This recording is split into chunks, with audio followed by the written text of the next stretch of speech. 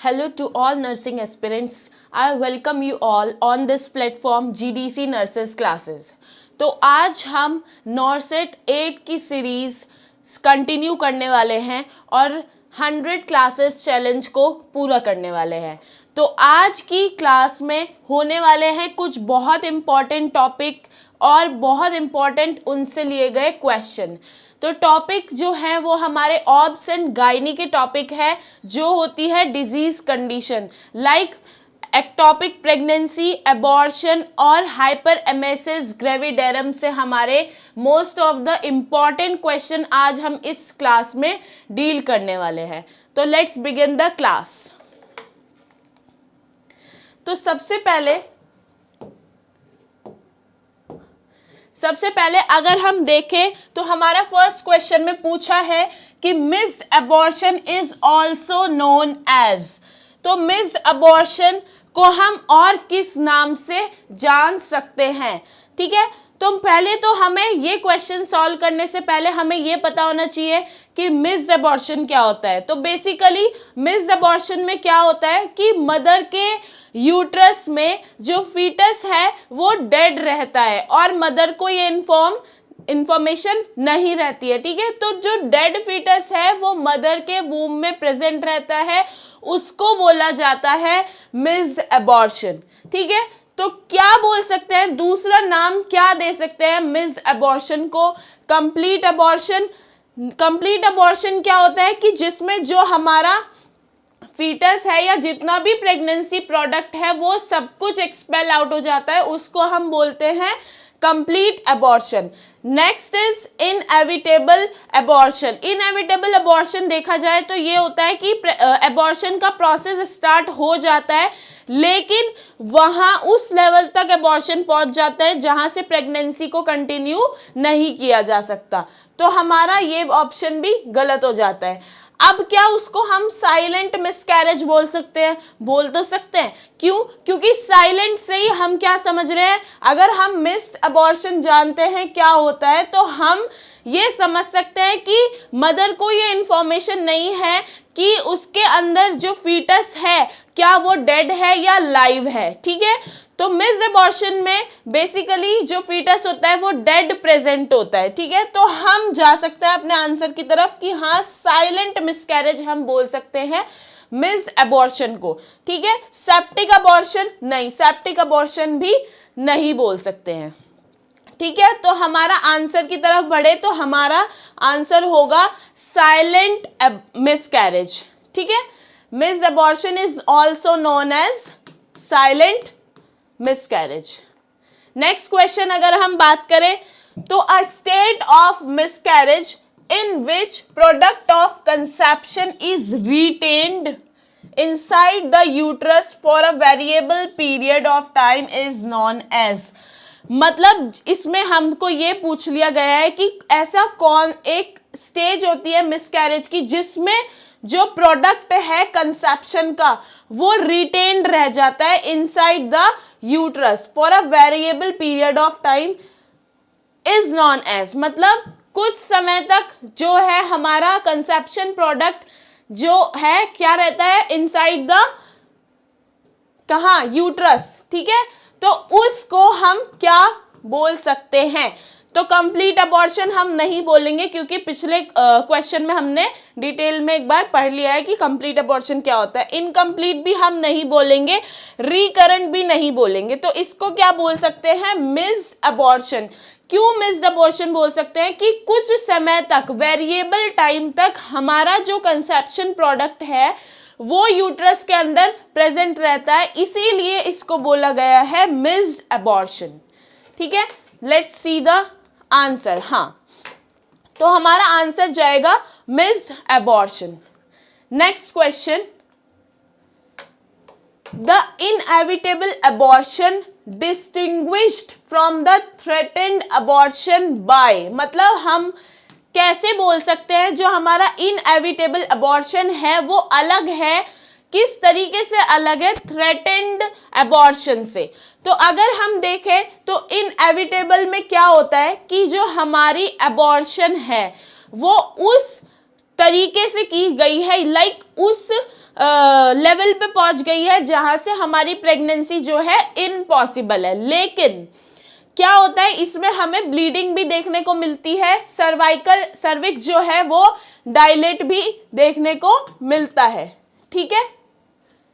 लेकिन जो हमारा थ्रेटेंड अबॉर्शन है, थ्रेटेंड की बात करें तो सिर्फ ब्लीड देखने को मिलता है और कोई नो पेन कोई भी पेन देखने को नहीं मिलता है, नो कॉन्ट्रैक्शन भी देखने को नहीं मिलते हैं। और जो थ्रेटेंड हमारा अबॉर्शन होता है उसमें हमारा जो अबॉर्शन का लेवल है वो वहां तक पहुंचता है कि उसमें हम प्रेगनेंसी जो है कंटिन्यू कर सकते हैं, वहां से प्रेगनेंसी इम्पॉसिबल नहीं होती है, ठीक है। तो ऑप्शन की तरफ चलते हैं।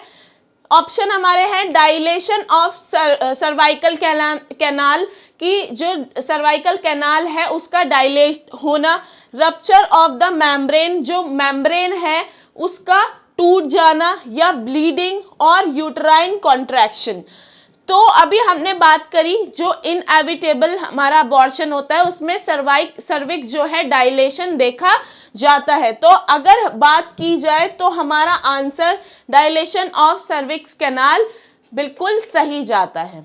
तो इसका आंसर जाएगा dilation of cervix canal. Next question is a clinical entity where the process of abortion has started but has not progressed to impossible is a state from which recovery is। ठीक है, तो हमसे ये पूछ लिया गया है कि ऐसा कौन सा अबॉर्शन है, ऐसा कौन सा अबॉर्शन का प्रोसेस है जहां पे has started but has not progressed, वहां तक प्रोग्रेस नहीं हुआ जहां से चीजें इम्पॉसिबल हो जाती है, ठीक है। तो अभी हमने बात करी पिछले क्वेश्चन में कि वो कौन सा अबॉर्शन होता है जिसमें प्रेगनेंसी जो है पॉसिबल होती है आफ्टर एक लेवल के अबॉर्शन के, ठीक है।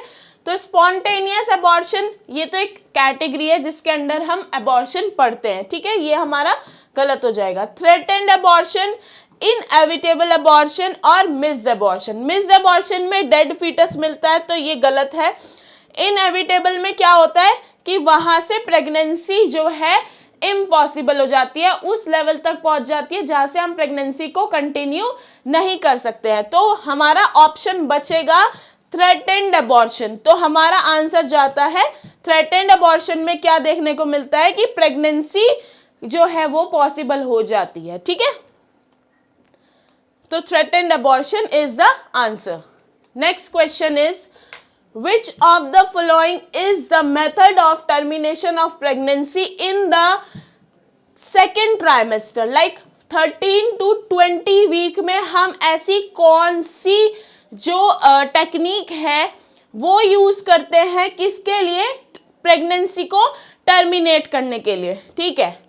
तो अगर हम देखें मैफिप्रिस्टोन, तो ये क्या हो जाता है, ये डिक्रीज या फिर ब्लॉक कर देते हैं हम किसको, प्रोजेस्टेरोन को। और progesterone is very important in the uterus growth at the time of pregnancy, ठीक है। वैक्यूम एस्पिरेशन नहीं, वैक्यूम एस्पिरेशन हम नहीं करेंगे, नहीं करते हैं इतनी इस वीक में, ठीक है। फिर हम देखें मेथोट्रेक्सेट, ये भी नहीं करते हैं। और अगर हम बेसिकली देखें तो ऑक्सीटोसिन इन्फ्यूजन हम लोग यूज करते हैं ताकि कॉन्ट्रैक्शन आए या जो भी कुछ है। तो at the gestational age of 13 to 20 week हम यूज करते हैं ऑक्सीटोसिन इन्फ्यूजन, ठीक है। हाँ, तो answer is oxytocin infusion. Next question is low progesterone level can be seen in, मतलब जो प्रोजेस्टेरोन हार्मोन है उसका लो लेवल हम किन किन डिजीज कंडीशन में देखने को हमें मिलता है। पीपीएच इज पोस्टपार्टम हेमरेज हमें नहीं मिलता है। एपीएच एंटीपार्टम हेमरेज में भी देखने को नहीं मिलता है। मल्टीपल जेस्टेशन में भी हमें प्रोजेस्टेरोन कम देखने को नहीं मिलता है। अगर कहीं देखने को कम मिलता है वो मिलता है एक्टोपिक प्रेगनेंसी के अंदर, ठीक है। तो एक्टोपिक प्रेगनेंसी के अंदर हमें याद रखना है कि जो प्रोजेस्टेरोन है उसका लेवल हमेशा कम देखने को मिलता है। Next is nursing care in a case of a ruptured ectopic pregnancy includes, यानी कि हम एक पेशेंट है जिसका क्या हुआ है, रप्चर्ड एक्टोपिक प्रेगनेंसी, ठीक है। तो उसमें हम क्या केयर दे सकते हैं, ठीक है। तो मॉनिटर करेंगे for the presence and amount of vaginal bleed.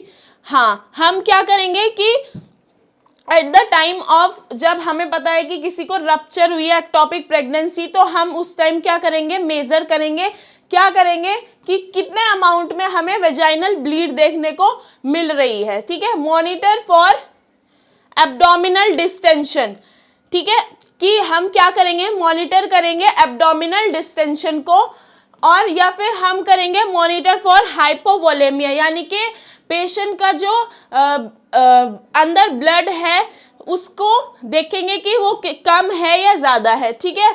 तो हाइपोवोलेमिया जो है उसको हम मॉनिटर करेंगे, या फिर हम इन सब को क्या करेंगे, मॉनिटर करेंगे। तो हम इन सभी चीज़ों को मॉनिटर करेंगे, क्योंकि ये बहुत इंपॉर्टेंट होता है कि अगर हमारे पेशेंट ब्लीड में है तो हमें उसकी अमाउंट पता होना चाहिए कि वो एक्सेसिव ब्लीड ना कर रहा हो, इसलिए हम अमाउंट जो है क्या करेंगे, मेजर करेंगे। और मॉनिटर करेंगे एब्डोमिनल डिस्टेंशन, मतलब डिस्टेंडेड एब्डोमेन तो नहीं है, और हाइपोवोलेमिया। ऑब्वियसली अगर किसी को ब्लीड हो रहा है, किसी पेशेंट को बहुत एक्सेसिव ब्लीड हो रहा है, तो उसको हाइपोवोलेमिया ना हो, इस चीज़ को भी हमें मॉनिटर करते रहना है। तो बेसिकली सभी ऑप्शन जो है वो करेक्ट है, तो हमारा ऑप्शन डी सही जाएगा। Next question is Which of the following condition increases the risk of ectopic pregnancy? मतलब कि ऐसी कौन सी कंडीशन है जो इंक्रीज कर देती है एक्टोपिक प्रेगनेंसी का रिस्क। सेल्फेंजाइटिस। सेल्फेंजाइटिस क्या होता है, हमारी जो फेलोपियन ट्यूब है उनका इन्फेक्शन या फिर इन्फ्लामेशन, ठीक है, इन्फेक्शन या फिर इन्फ्लामेशन ऑफ फेलोपियन ट्यूब, ठीक है। या होगा यूटेराइन इन्फेक्शन, सेल्फेंजाइटिस या पेल्विक इन्फ्लामेटरी डिजीज, कोई ऐसी पेल्विक इन्फ्लामेटरी डिजीज होगी। Salpingitis is also a pelvic inflammatory disease. तो अगर बात करें तो ये सभी के सभी ऑप्शन हमारे जाते हैं किसको, जो इंक्रीज करते हैं रिस्क ऑफ एक्टोपिक प्रेगनेंसी। तो हम जाएंगे आंसर डी की तरफ कि ये सभी के सभी इंक्रीज करते हैं रिस्क ऑफ एक्टोपिक प्रेगनेंसी।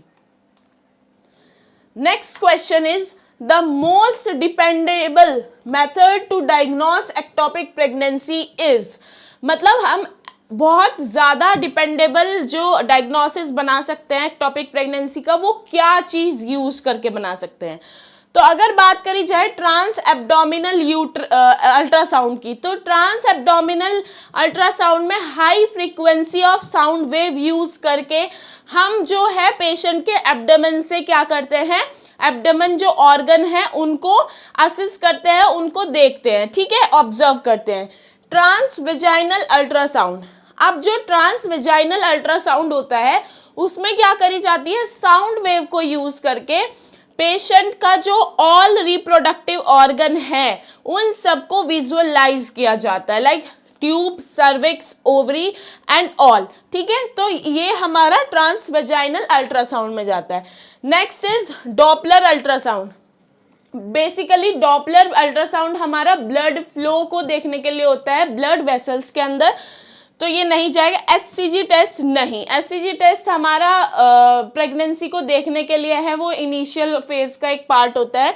तो अगर हम देखे जाए तो एचसीजी टेस्ट नहीं करेंगे, डॉपलर टेस्ट नहीं करेंगे, ट्रांस एब्डोमिनल टेस्ट नहीं करेंगे। अगर हमारे अकॉर्डिंग देखा जाए तो ट्रांस वेजाइनल अल्ट्रासाउंड हम क्या करेंगे, एक्टोपिक प्रेगनेंसी के टाइम पे उसको विजुअलाइज करेंगे, क्योंकि इस अल्ट्रासाउंड से हम सारे रिप्रोडक्टिव ऑर्गन को विजुअलाइज कर सकते हैं, फेलोपियन ट्यूब एंड ऑल, ठीक है। तो हमारा जो आंसर होगा that is transvaginal ultrasound. Next question is causes of tubal pregnancy include, मतलब ऐसे कौन कौन से कॉज है जो हमारी ट्यूबल प्रेगनेंसी में इंक्लूड होते हैं। ठीक है, तो कॉन्ट्रासेप्टिव फेलियर, अब कोई फीमेल है उसने कोई कॉन्ट्रासेप्टिव मेथड यूज करा लेकिन उसका हो गया फेलियर, तो क्या हमारा वो इंक्लूड होगा कि उसके कॉज बढ़ जाते हैं एक्टोपिक प्रेगनेंसी के, लेट्स सी। और next is tubal surgery and previous tubal pregnancy, यानी कि कोई ऐसा पेशेंट जिसकी पहले से हिस्ट्री रही है ट्यूबल प्रेगनेंसी, यानी कि जो उसको पहले बच्चा जो कंसीव हुआ था वो भी ट्यूब में हुआ था या फिर ट्यूबल कोई सर्जरी हुई है उसको। ठीक है, next is pelvic inflammatory disease, कि कोई पेल्विक इन्फ्लामेटरी डिजीज है या फिर ये सब के सब। नेक्स्ट अगर देखें तो हमारा आंसर जाएगा कि ये सारे ही ऐसे कॉजेज हैं जो क्या कर आते हैं, जो इंक्लूड होते हैं ट्यूबल प्रेगनेंसी में। कॉन्ट्रासेप्टिव फेलियर अगर फेल होगा तो कहीं पे भी कंसीव हो सकता है। ठीक है, अगर उसको हिस्ट्री है ऑलरेडी तो बहुत ज़्यादा चांस बढ़ जाते हैं कि उसको दोबारा जो प्रेगनेंसी होगी, जो कंसीव होगा वो भी ट्यूबल होगा। ठीक है, और PID is the most common cause also. ठीक है, नेक्स्ट क्वेश्चन अगर हम देखें, इन ट्यूबल प्रेगनेंसी की जो ट्यूब में फेलोपियन ट्यूब में हमें प्रेगनेंसी देखने को मिलती है, द ट्यूब में रप्चर्ड कॉजिंग, अगर हमारी ट्यूब फट जाती है तो हमें क्या देखने को मिलता है। ठीक है, एक तो बहुत ज़्यादा शार्प एब्डोमेन पेन पेशेंट को देखने को मिलेगा, डिजीनेस, फेंट हो जाएगा पेशेंट। ठीक है, ऐसी ऐसी चीज़ें हमें देखने को मिलती है कब, जब हमारा जो है फेलोपियन ट्यूब क्या है, रप्चर हो जाती है।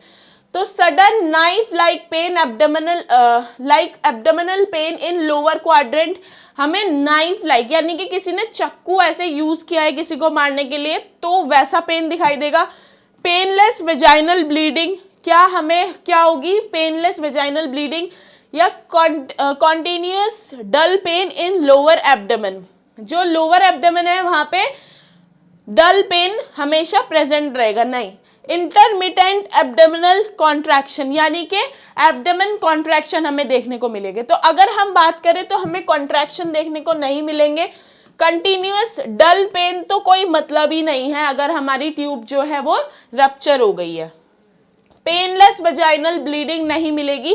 तो अगर हमें कुछ देखने को मिलेगा तो that is sudden knife like abdominal pain in lower quadrant. तो हमारा आंसर जाएगा first, A is the correct answer.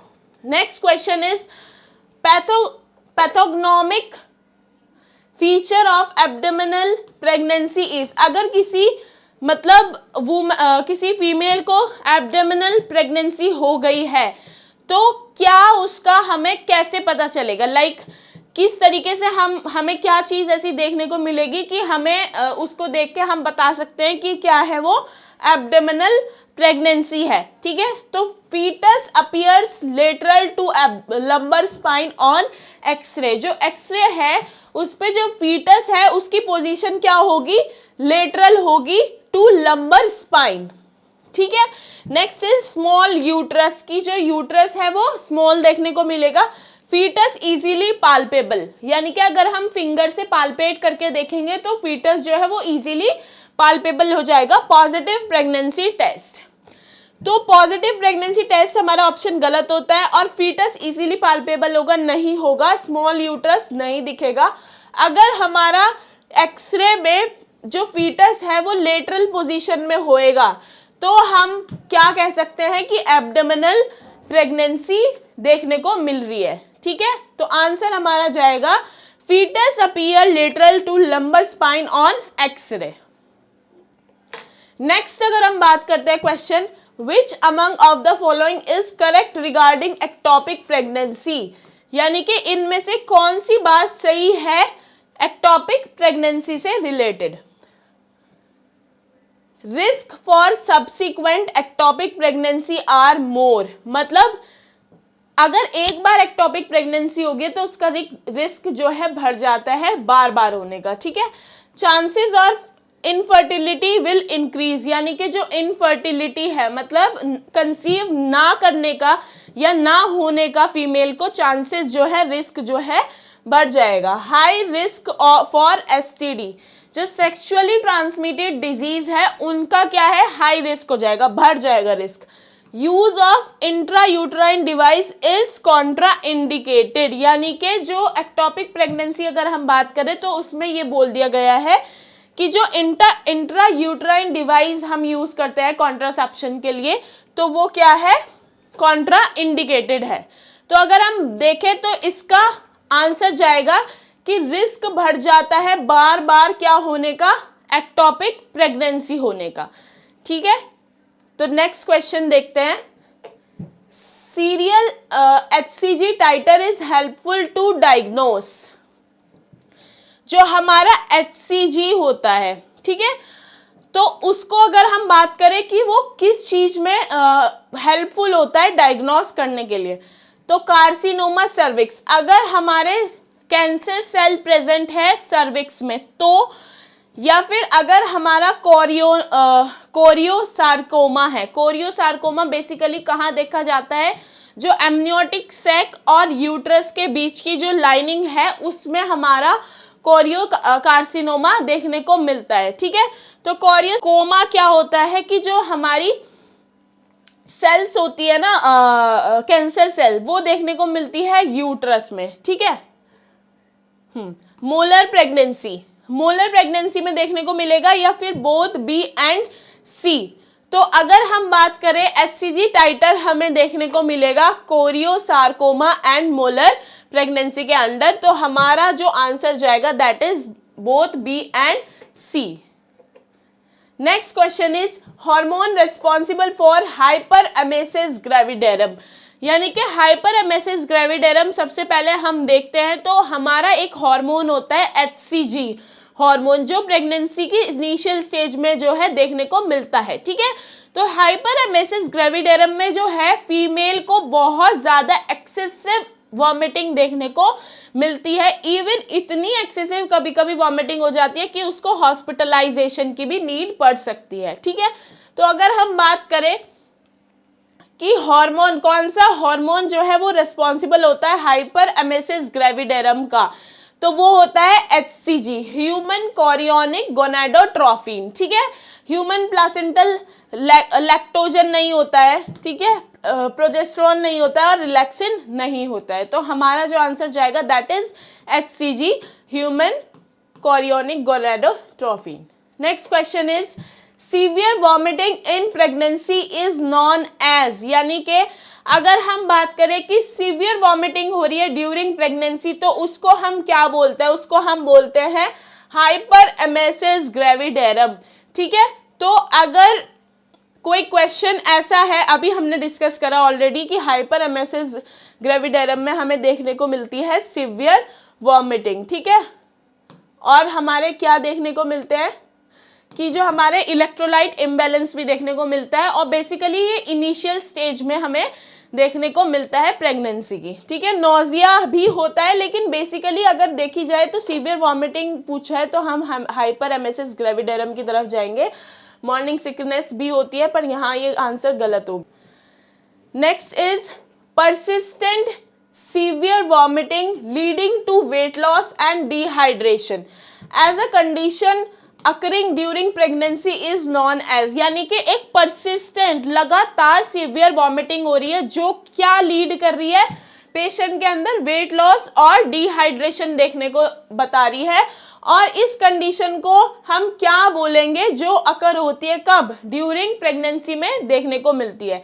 तो morning sickness, nausea, morning sickness क्या बोलेंगे, नोजिया एंड वॉमिटिंग, या फिर हम बोलेंगे हाइपरएमेसिस ग्रेविडेरम। ऑब्वियसली हाइपरएमेसिस ग्रेविडेरम हमारा ऑप्शन सही जाएगा। क्यों?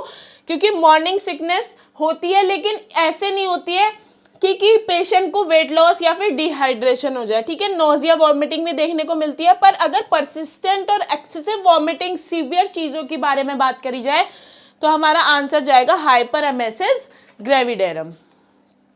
ठीक है, answer is this. Next question, most important cause of mortality in obstetrical anaesthesia is, यानी कि अगर हम ज़्यादा ये बात करें कि बहुत कॉमन जो कॉज बन जाता है मोर्टेलिटी का इन ऑब्स्ट एनेस्थीसिया, तो वो कौन सा देखने को मिलता है? Aspiration of vomitus. लाइक अगर पेशेंट किसी फीमेल ने एस्पिरेट कर लिया है, लाइक उसका जो वॉमिटस है या फिर वॉमिटिंग आ रही है वो अंदर ही चला गया है, तो हम क्या बोल सकते हैं कि ये जो कॉज है ये ज़्यादा बड़ा कॉज है किसका? मोर्टेलिटी का। ठीक है, शॉक से इतना ज़्यादा कुछ फर्क नहीं पड़ता है क्योंकि शॉक कैन बी रिवर्सिबल। ठीक है, कार्डियक अरेस्ट भी नहीं है और हाइपोग्लाइसीमिया भी नहीं है। तो अगर हम बहुत मोस्ट इंपॉर्टेंट कॉमन कॉज की बात करें तो that will be aspiration of vomitus. Next question, which of the following condition में lead to the hypoglycaemia in pregnant women with diabetes, यानी कि एक प्रेग्नेंट वुमेन है और वो डायबिटिक है, तो ऐसा कौन सी डिजीज कंडीशन है या कॉज है जो उनको लेके जाएगी किसकी तरफ? ये हमारा हाइपोग्लाइसीमिया की तरफ। तो क्या? Weight gain, hyperemesis, albuminuria and all of these. तो वेट गेन से इसका कोई मतलब नहीं होता कि पेशेंट को क्या हो जाए? हाइपोग्लाइसीमिया हो जाए।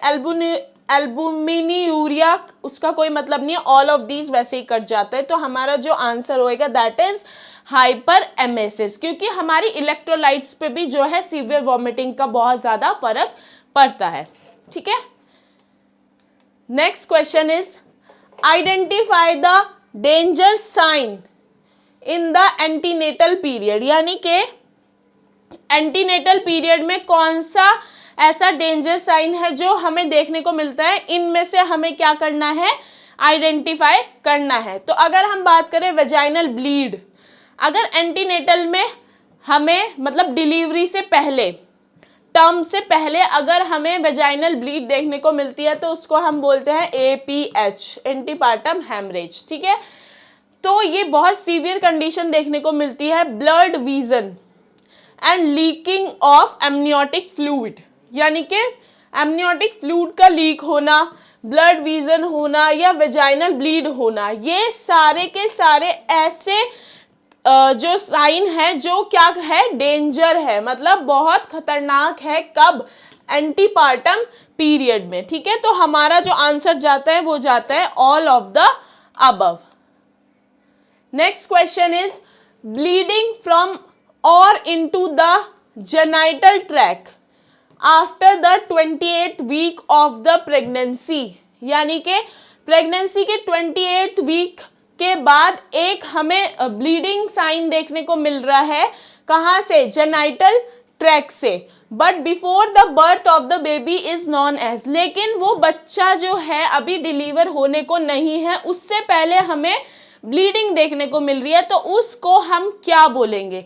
APH, IPH, IUD या PPH? एंटीपार्टम हैमरेज बोल देंगे या इंट्रापार्टम हैमरेज बोल देंगे, IUD बोलेंगे या पोस्टपार्टम हैमरेज बोलेंगे? तो हम उस कंडीशन को अभी हम डिस्कस कर चुके हैं कि अगर बेबी डिलीवर होने से पहले या 37 वीक से पहले हमें ब्लीडिंग देखने को मिलती है प्रेगनेंसी टाइम में, तो उसको हम बोलते हैं एंटीपार्टम हैमरेज।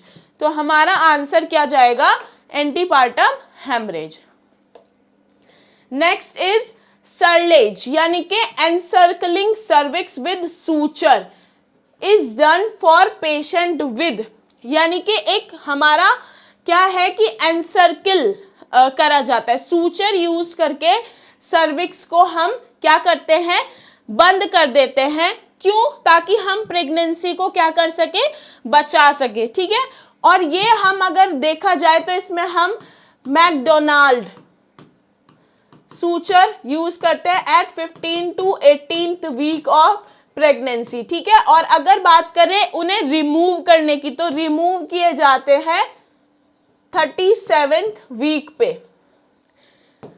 ठीक है, तो हम अगर इसमें बात करें कि ये कौन से अबॉर्शन में हम जो है हमें यूज करने पड़ते हैं, complete abortion, threatened abortion, incomplete abortion या फिर incompetent cervix.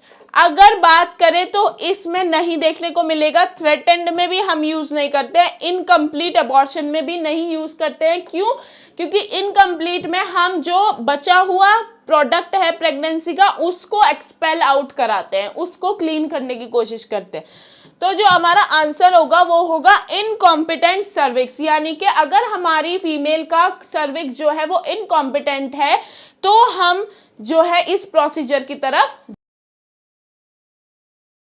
Pre term labour is when it occur between, यानी कि अगर हम प्री टर्म लेबर की बात करें तो प्री टर्म लेबर हमारा ऐसे देखा जाएगा कि हाँ, तो प्री टर्म अगर हम बात करें टर्म की तो टर्म हमारा होता है एट 37 वीक। तो अगर 37 वीक से पहले डिलीवरी हो जाती है तो उसको हम कंसिडर करते हैं as a preterm labour. तो अगर बात करें तो 20 to 37 वीक ऑफ जेस्टेशन या 30 to 36 week of gestation, 16 to 20 week of gestation और 24 to 30 वीक। तो बेसिकली अगर हम प्री टर्म बेबी की बात करें तो अगर हमारे पास ऑप्शन है 20 to 37, क्योंकि 20 to 37 वीक ऑफ जेस्टेशन अगर हम बोले तो यही इस क्वेश्चन का आंसर हो रहा है प्री टर्म लेबर की डिफाइन करने के लिए। ठीक है, next question is the most sensitive marker to predict preterm labour is, यानी कि ऐसा कौन सा मार्कर है जिसमें हम क्या प्रिडिक्ट कर सकते हैं pre term labour.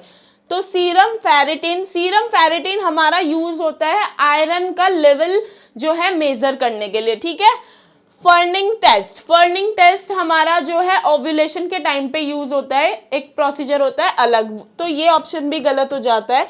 Cervical length, cervical length भी गलत ऑप्शन है, इससे कोई ऐसा मार्कर नहीं है जिससे हम प्री टर्म लेबर का पता कर सके, दैट इज फिब्रोनेक्टिन, फिब्रोनेक्टिन। ठीक है, तो फिब्रोनेक्टिन की हेल्प से हम क्या करते हैं प्री टर्म लेबर का पता करते हैं। तो फिब्रोनेक्टिन एक हमारा मार्कर है जिससे हमें प्री टर्म लेबर का जो है आइडिया हो जाता है।